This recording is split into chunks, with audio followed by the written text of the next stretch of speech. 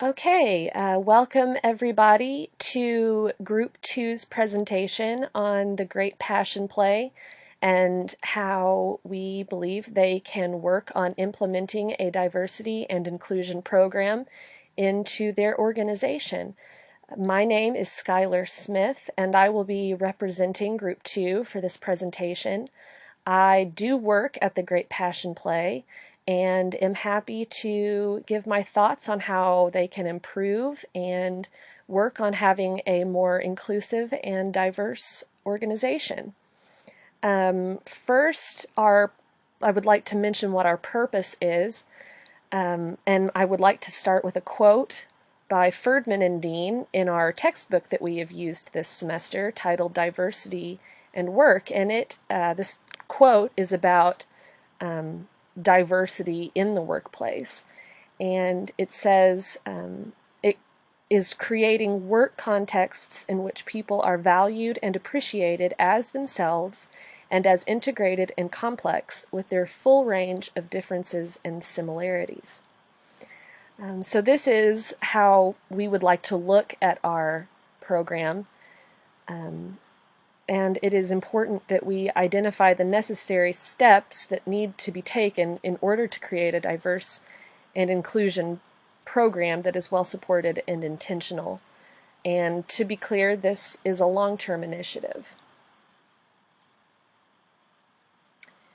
So first, we are going to look at four pieces of literature that were used for the research to this proposal. And the first article is entitled The Right Way to Incorporate Diversity Hiring Goals and Strategies. So this article lists a how-to guide on the topic of diversity hiring. The author suggests that the company should break the hiring process down into three different processes: the recruiting process, the interview process, and the hiring process. When interviewing, know what is legal to ask and indicate what you are looking for in a diverse workplace. When hiring, make sure that the hiring team has been trained on diversity and cultural competencies. So for the second article, it is titled From Diversity to Inclusion, and it is by Burke, Wakefield, Smith, and Stockton. And this article is about changing the way businesses view diversity. So in the article, they write about how important it is as a business to evolve diversity from a program into a business imperative. In companies with a couple hundred employees, it becomes easy for individuals to assimilate to a group and cover up their real talent. When this happens, individual growth within the company diminishes. As a business, it is important to discover top talent, create a demand for performance and innovation, maintain a sense of belonging with key employees, and have a greater understanding of customer service. The third article is titled, What if the Road to Inclusion Were Really an Intersection? By Kelly and Smith. So, intersectional inclusion is when social identities intersect and overlap. So basically, an example of this would be when social identities are not only age, gender, or race, but all of them together. So for example, a person is 35 and married and white. And according to the article, it is important to train leaders to use emotional maturity and emotional intelligence when dealing with a diverse workplace. This involves leaders developing empathy, being self-aware, and regulating their feelings. And then the last article is titled Diversity in the Hospitality Industry. So there are huge benefits for having a diverse workforce for companies who are in the tourism industry. Having employees from different cultures and backgrounds can allow a company to build a positive reputation when recruiting new employees. And we have all of these article websites listed in the resources section of this presentation that you will have access to at the end. So now we're going to talk a little bit about the company that we are focusing on today. The Great Passion Play was established in 1968, It is a Christian-based nonprofit organization that does pay employees to participate in the activities necessary to keep the organization successful. The main office is based in Eureka Springs, Arkansas, but there are satellite offices that are necessary due to the widespread territory that the group reaches. The group of people that work in the organization mostly work seasonally. They perform the traditional passion play as a form of ministry seasonally during the summer when the weather is better, but they don't perform the play during the winter seasons because of the weather and the cold and other issues, but there is a need for the group to remain functioning throughout the year. So there are certain aspects of the organization that function year-round. Between the leadership, the administrative roles, and the talent, there are approximately 300 employees. And lastly, they are America's #1 outdoor drama as far as attendance. And for more information about the company, we have the link to their website at the top of the page. So now we're going to look at the structure of the hierarchy of the company. It is important for you to understand how the hierarchy works in order to really gauge the company. So first, there is a board of directors that work at the top of the leadership group, and they direct the lower level managers. And then the lower level managers are main office managers and satellite managers that are responsible for various groups, including maintenance, administrative roles, talent. There are also the actual directors of the passion play. They have the heads of the sound and lighting department, and so on. The support group could be classified as the administrative group. They mostly have a dotted line to the lower level managers. In other words, they mostly work with the directors as much as they work with the lower level managers. Therefore, they are managed resources that the board of directors invest in. And the support roles include human resources, marketing, public relations, and finance roles. There are very few people in this department, so some of the employees share multiple roles and responsibilities. Then within the support department, there is no roles that focus on diversity or inclusion. And since those employees share many responsibilities, there will not be an expert or a team that will be able to be utilized for this project.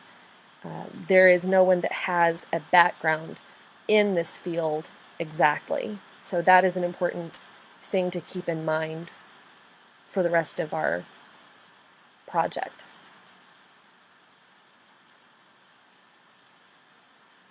So these pie charts illustrate approximate percentages of race and gender diversity within the organization. These figures are based on the account of an employee at the company that we spoke with, and the exact figures could not be obtained for the organization, but it is important to be aware of the organization's diversity from all aspects. There are many other categories of diversity that could not be included on this page. However, what the managers and the team members will learn from the activities and the training is that there are several diverse aspects that should be paid attention to. For example, there are diverse groups that can be classified by age or religious preference. For the purpose of giving examples, let's look at race and gender within this organization. There is a very dominant presence of white American men within the organization. We did not obtain information that there are few females in leadership positions and one minority leader. The representation of the leadership is reflective in the overall team member statistics as well. So, in other words, the percentages of the employees as far as minority to majority is pretty indicative of the area. In other words, the area is mostly white, Anglo-Saxon, and subsequently the employees show that as well. Overall, it is important for you to see all of this, and it is important that awareness and discovery are a part of this process. Do you think that the group is diverse enough in race or gender? Do you think that this team is equipped to understand the cultural and sociological differences that exist on the team? Let's look at what the perceived diversity inclusion needs are for the Great Passion Play next.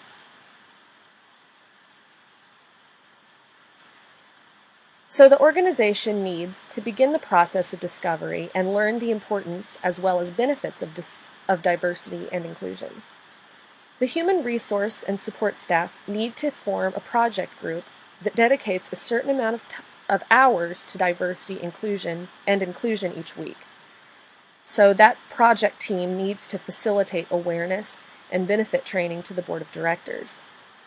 Consequently, the board of directors needs to champion the initiative and drive it from the top down.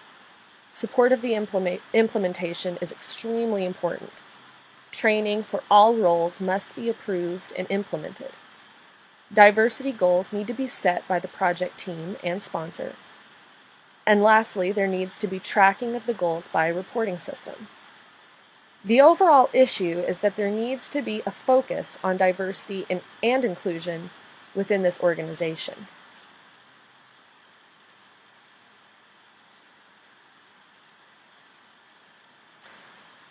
So before we go through roles and responsibilities in order to be implemented into the D&I program, it is important that we look at the goals of the program and the best practices that will help the program to be successful.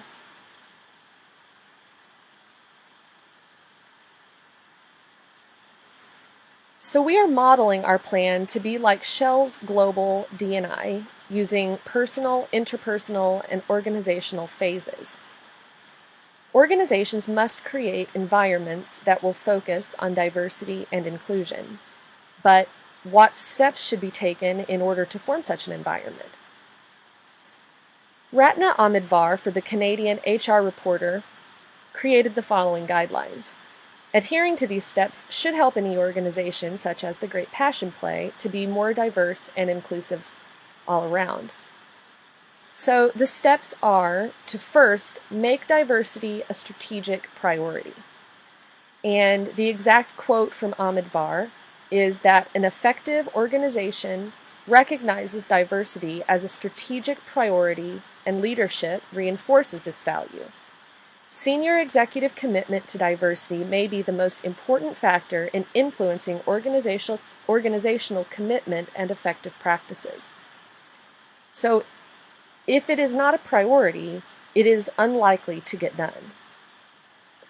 The second topic that she mentions is communicate, communicate, communicate. So, communicating an organization's commitment to diversity enhances its reputation and creates awareness among employees, suppliers, clients, education institutions, the media, and the public. If employees do not understand what is expected of them, they will not know what is considered acceptable behavior and what is not. The third topic is develop new and inclusive HR practices. Successful organizations create the infrastructure to recruit, hire, support, develop, and retain top diverse talent. So, Amidvar lists ways to develop new and inclusive HR practices. And the list is that by working with diverse communities. Second, by providing orientation to new recruits. Third, by mandating internal diversity training.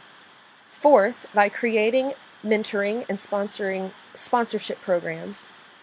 5, by developing networking programs for employees, and finally by being transparent about all HR practices. And by following these steps, new HR practices can be developed and supported. And then the next thing that Ahmed mentions is that organizations should develop a pipeline for future leaders. So basically, Ahmed says that building a strong leadership talent pool requires an innovative and effective talent pipeline. You should engage workers in mentoring. You should reach out to specific communities, specialized media, partners, and nonprofit organizations. And then lastly, Ahmed says that we should set targets, measure, report, and assess results. So organizations that make a point of tracking and reporting results tend to have higher levels of diversity. An example of how to set targets for an organization is to utilize an audit in order to see future trends and to decide what skills and diversity gaps might occur. So now that we have a good checklist for the involved roles, let's look at their responsibilities.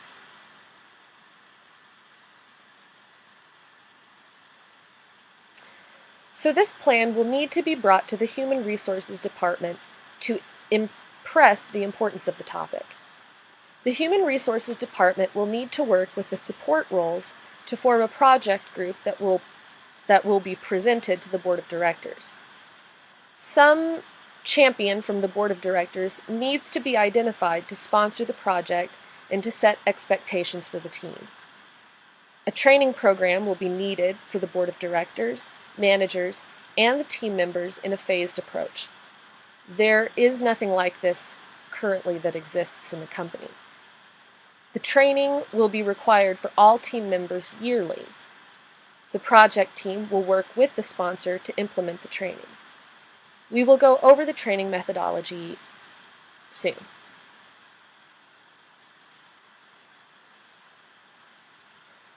So continuing the project implementation, before the champion can form a vision statement, he will need to attend a face-to-face seminar.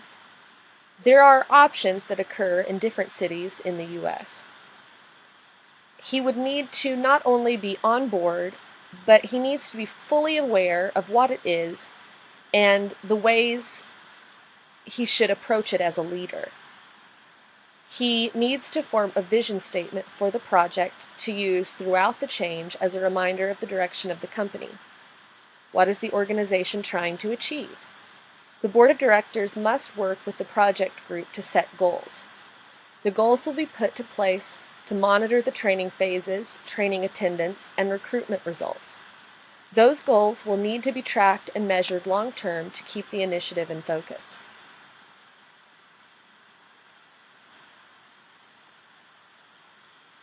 The lower-level managers will be given the vision statement via a leadership meeting and training event held by the sponsor and the project team.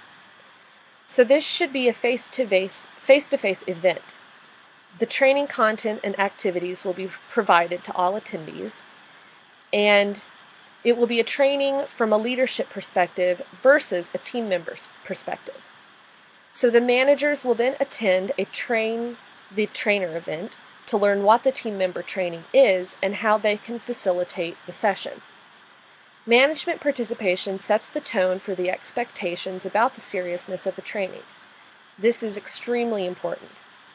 The frontline managers will use the measurement tools provided by the project team to keep track of their progress throughout post-implementation. What else should be happening in post-implementation? Before we look at that, let's look at the focus and steps that the project team needs to take and the training that will be provided.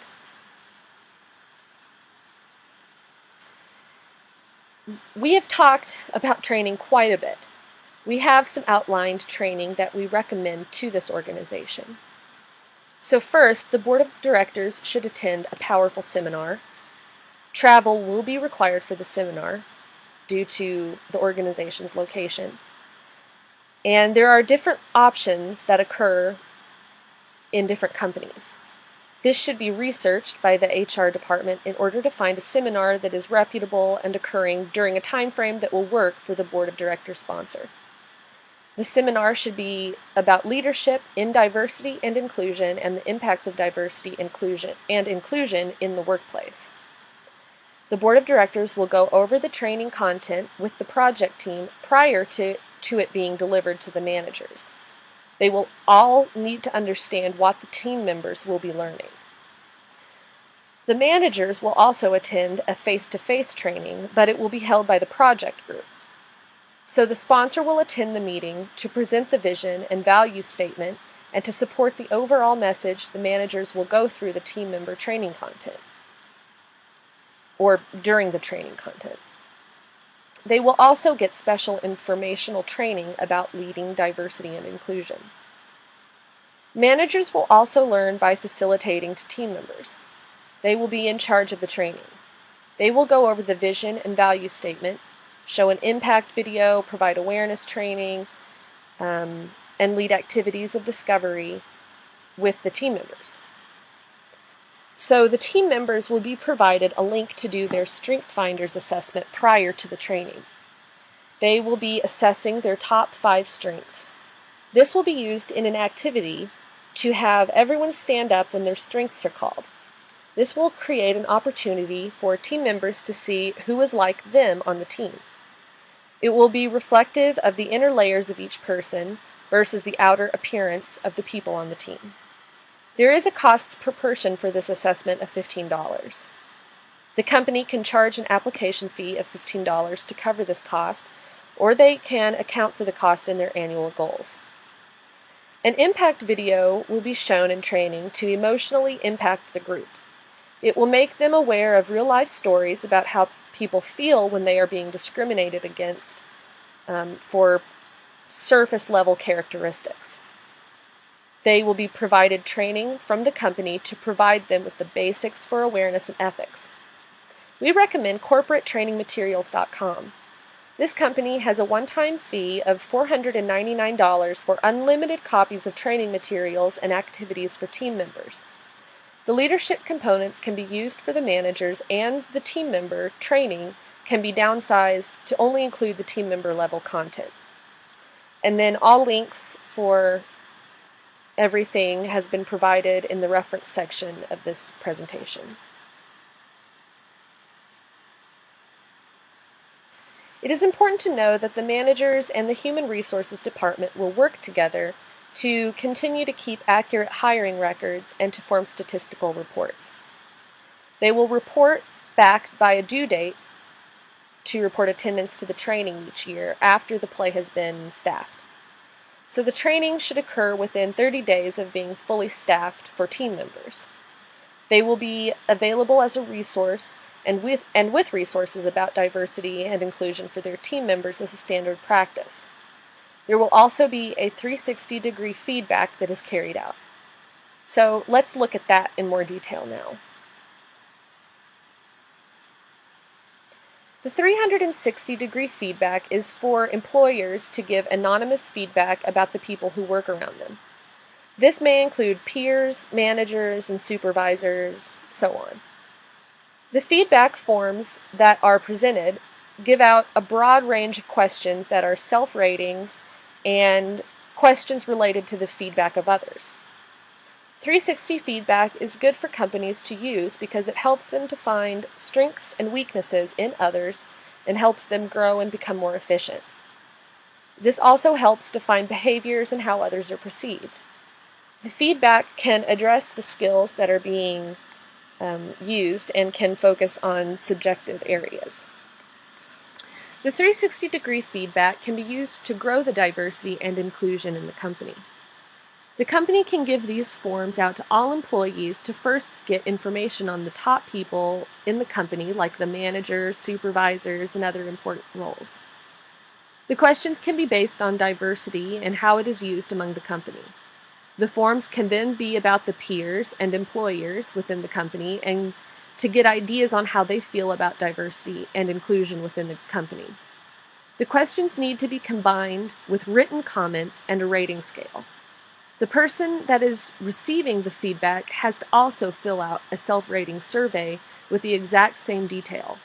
However, since we want to try and find where we need to work on diversity and inclusion problems within the company, the survey needs to be distributed to several people in different departments instead of making it about one department or person.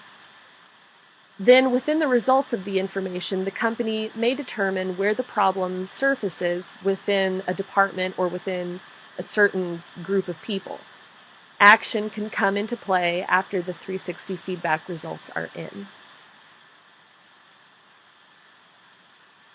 So there are some basic assumptions about the implementation of this program. Basically, it will be hard. Change is always hard. But the hard work will pay off. It would be best for this work to be done during the off-season in order to have sufficient prep time prior to implementation. The training will be substantive for leadership, but the benefits of a well-devised plan of action and the cost-effective training content that will be presented to them by the HR department will be worth it.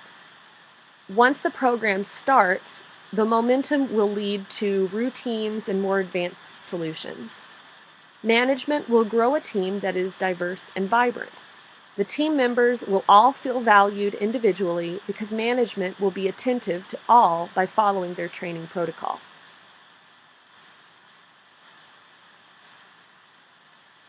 And lastly, we have 2 pages that show our references that we have used for this presentation.